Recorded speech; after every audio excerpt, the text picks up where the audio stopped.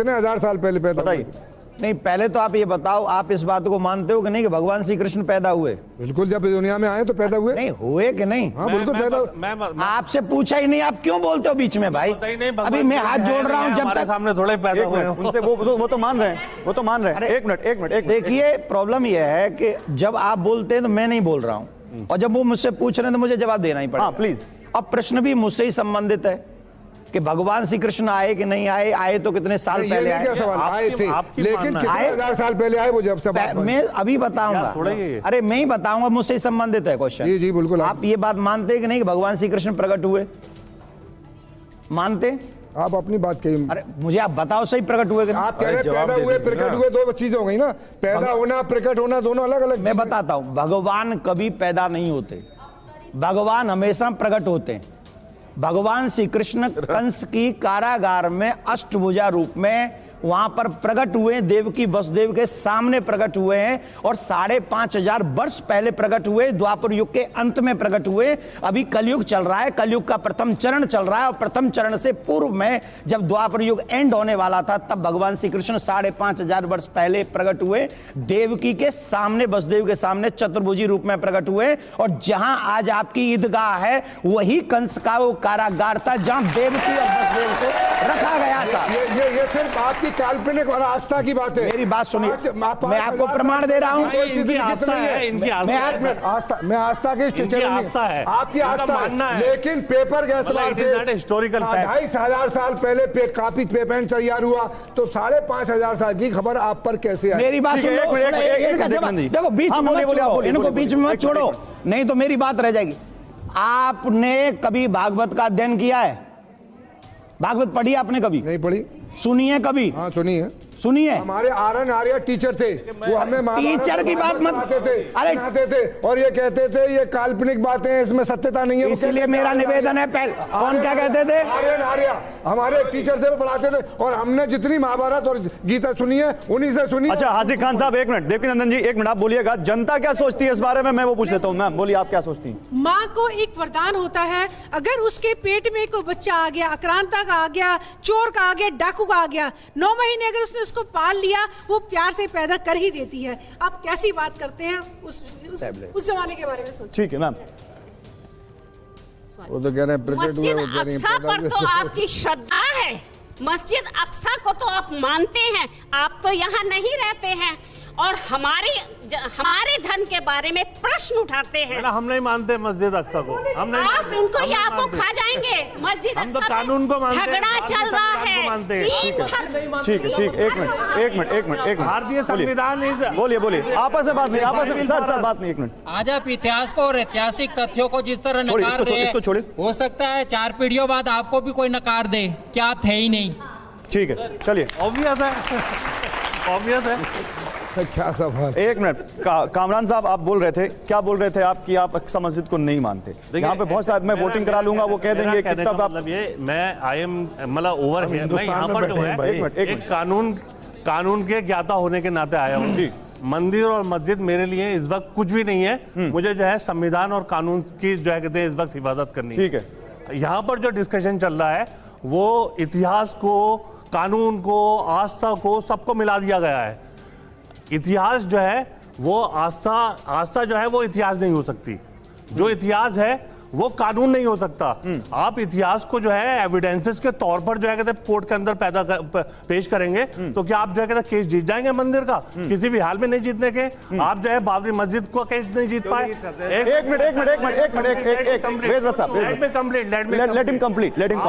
जितने भी केसेस हैं, मैम प्लीज रुकिए ना, वो बोलने दीजिए उनको। जितने भी केसेस हैं इस वक्त पेंडिंग, मस्जिद और मंदिर से जो है विवादित, सबके अंदर जो है जो एविडेंसेस हैं, जो ओरिजिनल एविडेंसेस हैं, उनको अप्रिशिएट किया जाएगा। बाबा क्या कह रहे हैं? एविडेंस कैसे मिलेगा कामरान साहब? एविडेंस कैसे मिलेगा? एविडेंसेस जो है आपके जो है रिकॉर्ड के अंदर होते हैं। नहीं, अगर किसी के एविडेंस रिकॉर्ड में नहीं है तो वो एविडेंस कैसे मिलेंगे? मैं आपसे ये पूछ रहा हूँ।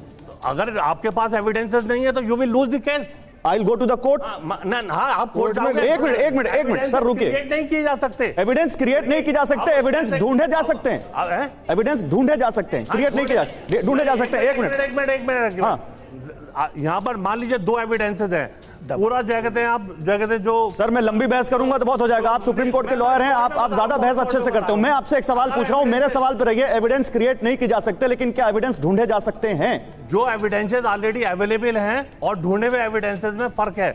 ढूंढे हुए एविडेंस सर मैं उस पर नहीं जा रहा कि फर्क है नहीं, एविडेंस सर एविडेंस डाउटफुल हो सकते हैं। यानी जब संसार में हाहाकार मच जाती है और अध्यात्म गुरु जो है अज्ञानी हो जाते हैं, उनका उद्देश्य केवल जनता को ठगना ही हो जाता है और हाहाकार मच जाती है, सब प्राणी दुखी हो जाते हैं, तो परमात्मा दुखी होता है क्योंकि हम उनके बच्चे हैं, वो हमारा पिता है।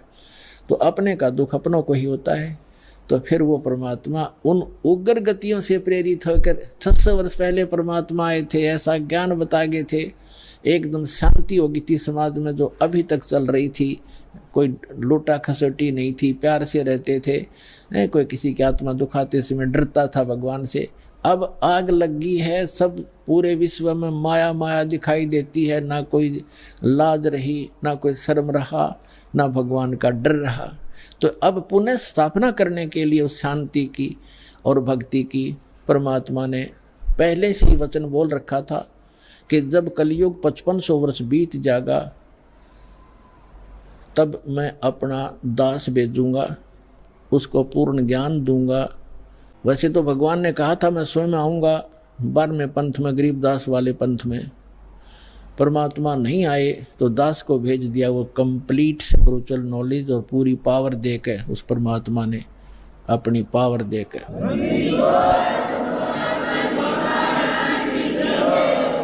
तो अब पुनः स्थापना होगी शांति की। तो अब यहाँ क्या बताते हैं कि उस परमात्मा को यहाँ की उग्र गतियाँ यानी खतरनाक स्थिति प्रेरणा करती हैं, तब वो परमात्मा एक सुभर शरीर, सुंदर शरीर धारण करके यहाँ प्रकट होता है। जैसे 600 वर्ष पहले आए थे, उस समय भी पूरे अध्यात्म मार्ग में लूटे खसोट चल रही थी, ऊत भूत की पूजा होती थी, ये दरे ढके पर ला रखा था सबको। तो परमात्मा ने आके पुनः स्थापना की थी और 64 लाख से सो गए थे उस दानक के, जिसको धानक कहते थे, दुल्हा कहते थे। यदि वो परमात्मा ना होते आज से 600 वर्ष पहले भारत वर्ष के अंदर 64 लाख से सोना कोई बालकों का खेल नहीं है। और सबको परमात्मा ने भक्ति से चार्ज किया, उनको सुख दिया, उनके आने वाले बच्चे उनके घर में जन्म लिया, वो अच्छी आत्माएं हुई। तो अभी तक चल रहा था, हमारे समाज में शांति बनी हुई थी। अब ये 50 वर्ष से उरे उरे बिजली गिरती जा रही है और अब तो पूछो ही मत। हे भगवान, जहाँ देखा माया माया दिखाई देती है, कोई शराब पी रहा है, कोई मांस खा रहा है, सरेआम हो गया। और कैसा हाहाकार, कोई सुल्फा पी रहा है, कोई बीड़ी पी रहा है, पूरा मानव दूषित और वातावरण दूषित हो गया। तो अब इस भक्ति से पुनः स्थापना होगी भक्ति की और विश्व में शांति की, परमात्मा का वचन है, ये तो होगा ही होगा। तो अब देखो क्या लिखा है, वेद क्या बता रहे हैं परमात्मा के विषय में, देखिएगा। हम ऋग्वेद मंडल नंबर 9 सूक्त 1 मंत्र नंबर अब 8 पढ़ेंगे। उस पुरुष माने परमात्मा को उग्र गतियां यानी भयंकर स्थिति प्रेरणा करती हैं और भासमान शरीर को यानी सुंदर शरीर को वह पुरुष, वह परमात्मा प्राप्त होता है। और किस प्रकार होता है, अब यहाँ लिखा है कि जिसमें उस शरीर, वो परमात्मा 3 प्रकार से दूसरों का वारण यानी कल्याण करने के लिए मधुमेह शरीर मिलता है उस परमात्मा को। वो परमात्मा ये समझो 3 प्रकार दूसरों का पालन करने के लिए, धारण पोषण करने के लिए, कल्याण करने के लिए 3 प्रकार क्या शरीर धारण करते हैं, 3 प्रकार से। एक प्रकार का तो आपको बता दिया कि परमात्मा ऊपर रहते हैं, वहाँ उनके शरीर की शोभा मनुष्य दृश्य है, राजा के समान दिखाई देते हैं, सिर पे मुकुट है, छत्र है और तख्त पर बैठे हैं सिंहासन पर। और उनके एक रोमकूप में करोड़ सूर्य करोड़ चंद्रमा मिला दे, ऐसी रोशनी है उस परमात्मा के एक रोमकूप की। बाकी शरीर की कितनी होगी अंदाजा लगाया जा सकता है। और फिर वो परमात्मा दूसरी स्थिति में जब आता है, एक नवजात शिशु का रूप धारण करता है, तो दूसरी स्थिति बताई जा रही है। देखिएगा, इसमें लिखा है कि अभी इमम अधन्या उत्सनंती धेनव, धेनो माने गाय, शिशु माने बालक रूपधारी, सो माने परमात्मा, इंद्राय पातवे, इसका अर्थ है इमम माने उस, सोम माने परमात्मा, पुरुष माने परमात्मा को, पुरुष माने परमात्मा, क्योंकि इन्होंने यहाँ सोम माने परमात्मा होता है। ये देखिए शुरू में इसी सूक्त के प्रथम मंत्र में सोम शब्द है। ऋग्वेद मंडल नंबर 9 सूक्त 1 मंत्र 1 में, इस 1 में ये सोम शब्द है। सोम, सोम माने परमात्मा। तो यहाँ अब हम यहाँ भी सोम लेंगे। ऋग्वेद मंडल नंबर 9 सूक्त 1 मंत्र 9 में सोम शब्द है। सोम, उस परमात्मन को, उस परमात्मन को, उस पर पुरुष को, परमात्मा को जो शिशु रूप धारण करके आता है कुमार अवस्था में यानी बाल्य अवस्था में। अभी अधन्या, अधन्या माने अहिंसनीय लिख दिया इन्होंने। अध्य माने अभी माने पूर्ण रूप से, सब प्रकार से। अधन्या माने बिना धनाई, धेनो माने गौवे। हमारे यहाँ क्षेत्र में हरियाणा के अंदर जो गायें नए दूध नहीं होती, गर्भ धारण नहीं किया जिसने, उसको ये कहते हैं ये बिना धनाई है, अधन्या। क्योंकि ये कुछ शब्द हमारी लैंग्वेज में संस्कृत के, कुछ पंजाबी के, कुछ वैसे अन्य भाषाओं का भी समावेश है। जैसे अब इंग्लिश वर्ड भी गढ़े हो गए शब्द हमारी भाषा में, ऐसे पहले से हमारे कुछ शब्द मिले हुए हैं भाषा में। तो हम अधन्या माने बिना धनाई, अभी अधन्या पूर्ण रूप से यानी कंवारी, धेनो माने गौवे। उस परमात्मा की जो शिशु रूप धारण करके जब आता है, उनके परवरिश की लीला कंवारी गायों के द्वारा होती है, ये वेद बताते हैं। और वो किस परमात्मा की हुई है? श्री कृष्ण की का इतिहास आपके पास जीवनी है, श्री रामचंद्र की जीवनी आपके पास है, जिनको आप भगवान माना करते थे। या ब्रह्मा विष्णु महेश की दिखा दो इतिहास, उन्होंने ऐसे कुंवारी गाय का दूध पिया हो। तो who is God? Kabir is God. और कौन कबीर? जो काशी में आए थे, धानक दुल्हा। अब देखो हम ये पढ़ रहे हैं ऋग्वेद मंडल नंबर 9 सूक्त 1 मंत्र 9 में, उस परमेश्वर को शिशुम, जो शिशु रूप धारण करके आता है, अभी अधन्या, इसको हम पढ़ेंगे कंवारी। अभी अधन्या कंवारी, धेनो माने गौवे, गायें तृप्त करती हैं, उसका पालन करती हैं। पालन की लीला कंवारी गायों के द्वारा होती है। और ये किस परमात्मा की हुई? कबीर गौड की। आपको कबीर सागर से प्रमाणित कर दिया था। और जिन महापुरुषों ने परमात्मा मिले और सचखंड लेकर गए, जिनको परमात्मा मिला, उनमें कौन कौन है? आदरणीय धर्मदास साहिब जी, आदरणीय मुलुकदास साहिब जी, आदरणीय नानक साहिब जी, आदरणीय दादू साहिब जी, आदरणीय गरीबदास साहिब जी, गांव छुरानी, जिला झज्जर, हरियाणा वाले, आदरणीय श्री गीसा दास साहिब जी, गांव खेखड़ा, जिला मेरठ, उत्तर प्रदेश वाले, और आदरणीय स्वामी रामानंद जी जो ब्राह्मण थे, 104 वर्ष के हो गए थे, परमात्मा उसमें 5 वर्ष के थे। 99 वर्ष की एज के अंदर डिफरेंस था। कबीर साहब 4 वर्ष की लीला में शरीर में थे जब शिशु रूप धारण करके प्रकट हुए थे, और 104 वर्ष के उस विद्वान पुरुष के छक्के छुड़ा दिए परमात्मा ने ज्ञान के अंदर। तब उसने कहा था कि मैं जब मानूंगा, मैं अंदर समाधि लगाता हूँ, मैं समाधि में आपके दर्शन कर लूँ।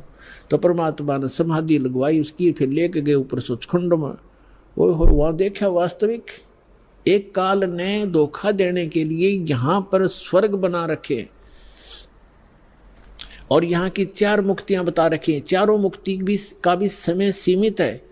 ब्रह्मलोक में गए हुए प्राणी भी वापस जन्म मृत्यु में आते हैं,